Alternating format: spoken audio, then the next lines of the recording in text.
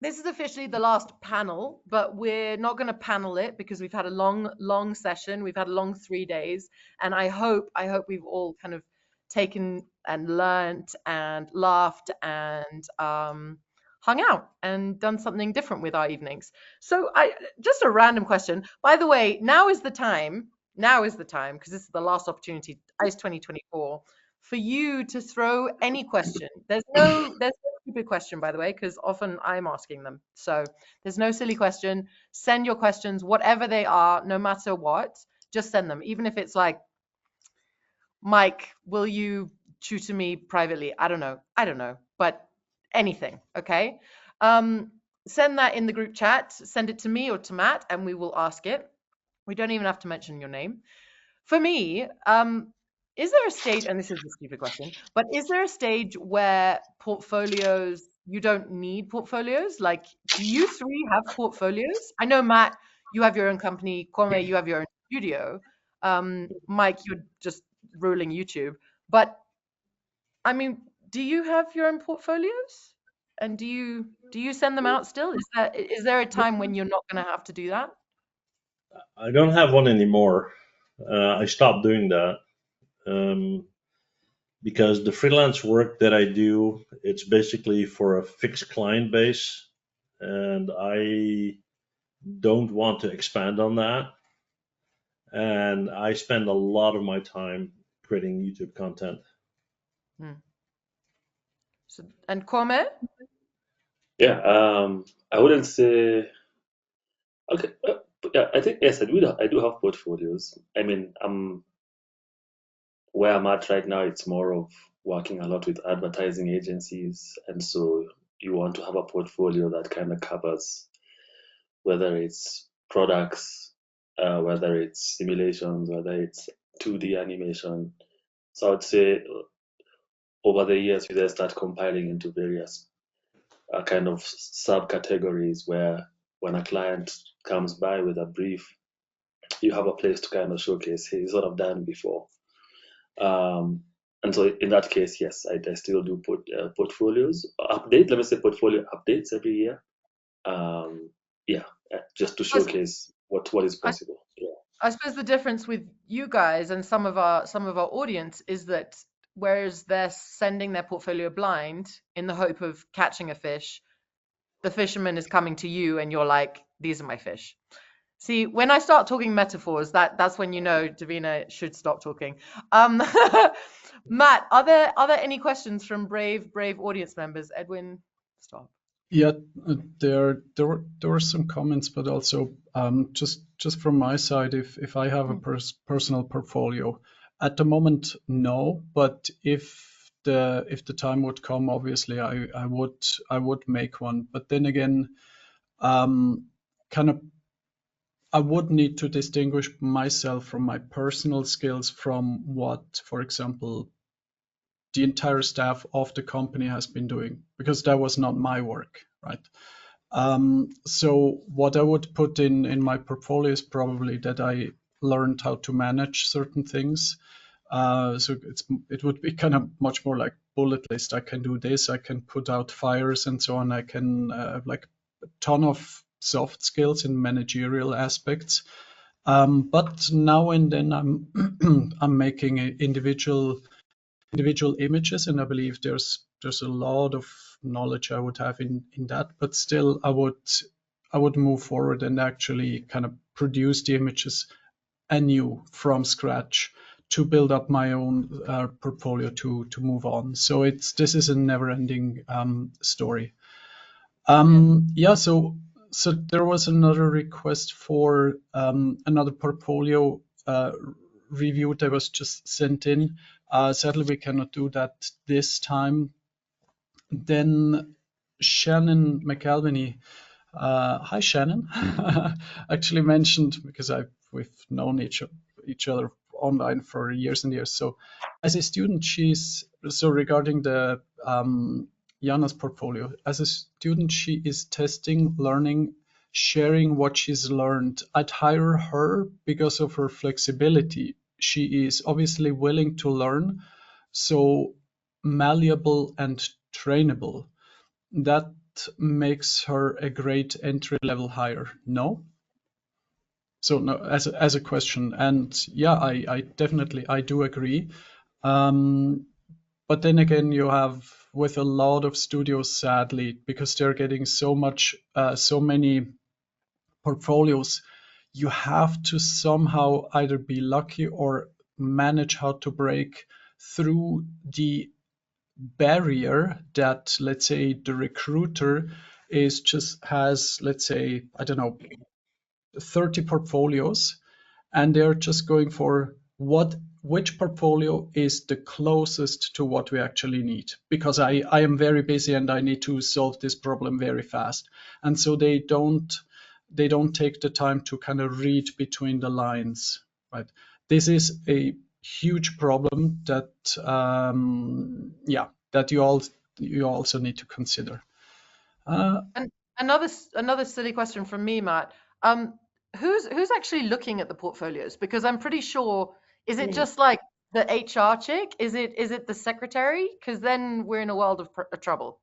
Could be. Okay. Could be, In but which you case, don't know. okay. Well, You don't know. Matt, that's correct. You don't know. As you know, Matt, I kind of mentor people, and I always think it's worth your while to try and look behind the curtains as far as the company that you're trying to get hired by.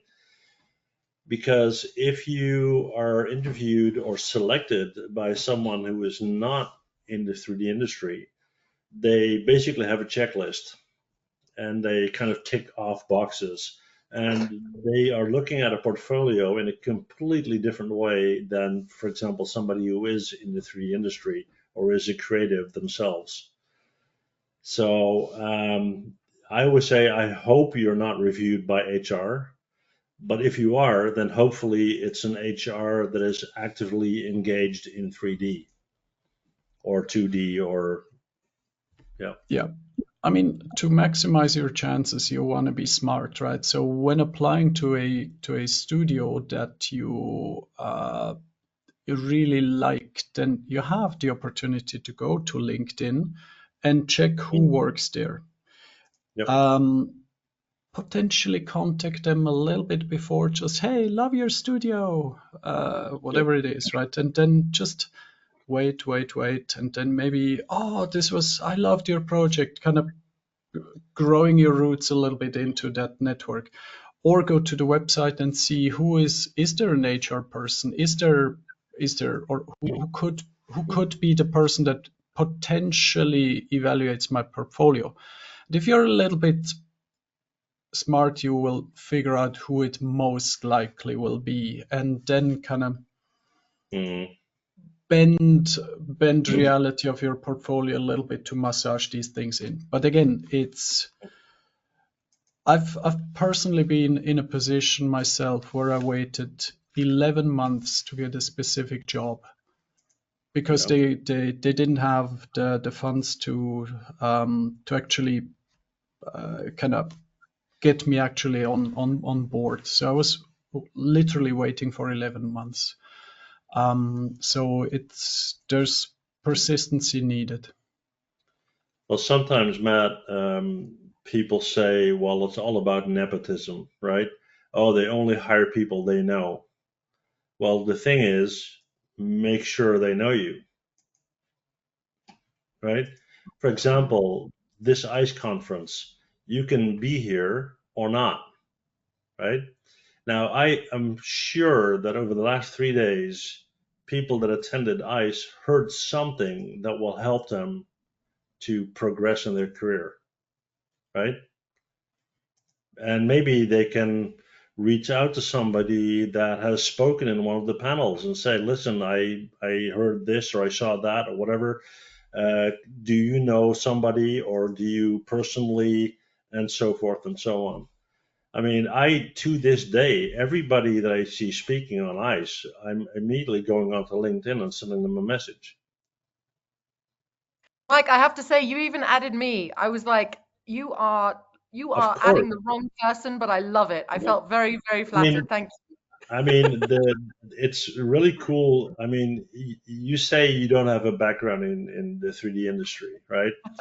Um, but it's really cool to experience this through your eyes because we're so used to the 3D industry and how people look at it and kind of talk about the same things, and to see how you respond to portfolios you see or comments people make, it kind of helps us to change perspective. I'm glad. I'm And very, very yeah, glad. and Davina, just to add to that point, I think one thing I'd also like to encourage everyone is I'll put this in the form of like what I do, but I'll try and interpret it to a level of even a freelancer, is that you have to spend the same amount of time you spend on work in networking, in moving the conversation forward with real world people. I call it, there's working in the business, doing the actual work, and then there's working on the business. And working Yeah. on the business means you're going out there to network, you're going out there to attend ICE conference, you're meeting people. Yeah. That work is as equivalent or equal to the work you're doing. And this is how it makes sense. Without clients, there's no work. Without good work, there's no client. It's a loop. And so I understand the urge for sometimes artists wanting to sit down behind a machine to get work done. That is only half the work. The other half work is attending these conferences, messaging Mike, Matt, hey, I'm kind of looking into this direction. How do I go introduce me to this person, and so forth and so. Just to remove you from that perspective of my work speaks for itself, not really. You also have to speak for yourself and for your work. Yeah. That's so true. That's so true. I get comments from people that say, "Oh, I love sitting behind my PC and working on my art," right? And then they say, "Oh, 3 months from now, I'm graduating and nobody offered me a job yet," right? Yeah. That's a problem in itself. It doesn't work like that. Nobody's going to knock on your door and say, "Here's a bag of money and here's your contract, and you're hired." You have to get yourself out there and mingle and investigate and be curious and all these things, which is a challenge a lot of times for people that are introverts, and creative people often are, right? But it's a necessity. So that's so true. Yeah, every artist every artist is his or her own business, right? You Yeah. want to be seen, and just look at any company out there. Let's say you have a company that just has an advertisement. Here we are. Please come make a project with us. Go back to Mike's Y game. Why should I? Right? If you don't offer something in the first place, kind of coming from a true, honest, well-meaning point in your heart to come out, why should people come to you, right? And so because of that, it is very, very important that you also, it's not just trying to find a job, trying to find the job or the position that is right for you, that fulfills you, because and I've seen this many times in different also job interviews of people that wanted to come work at Urban. And I said, look, and let's say I learned this the hard way, to basically say, look, this is what we can offer you, this is what we can offer you and can not offer you. If please be very honest with yourself, take a day, take a night to sleep on it, and say, for the things that we can offer you, are you willing to, or are they good? That's good. But the things that we cannot offer you, if this is not a fit for you, then it's we're not going to waste time, because it will come out eventually anyway. So Don't just go for a job. Go for, if somehow possible, go for a job that is really meaningful and doesn't waste your time, but also another company's time, for example. And one of the best examples that I remember from a panel discussion we had about a year ago. Afterwards, I got a question via email. So, which AI tool can I use that is best for writing my portfolio? It's like, none, because with this attitude, no tool, not even yourself, can Yeah. write a portfolio that is attractive. Right? It's like sending your twin brother to do the interview for you. Yes. It has to come from a place that is absolutely, it has to be true. It does not need to be perfect, right? We talked so often this during today's ICE Day, basically. We talked about it, that it's the reading between the lines that matters. It's the little messages. It's the going in and adding the biological name to the whatever the bone is in on the skull, and so on and so on. And the rest will come. The rest will come. I mean, despite popular belief, it's still a people's business. Yes, very much so. Yeah. Yeah. Oh, Matt, by the way, Matt, sorry, you have some people emailing you about portfolio reviews, right? If they are willing, I'm willing to do that on my channel. That would be great. Woo!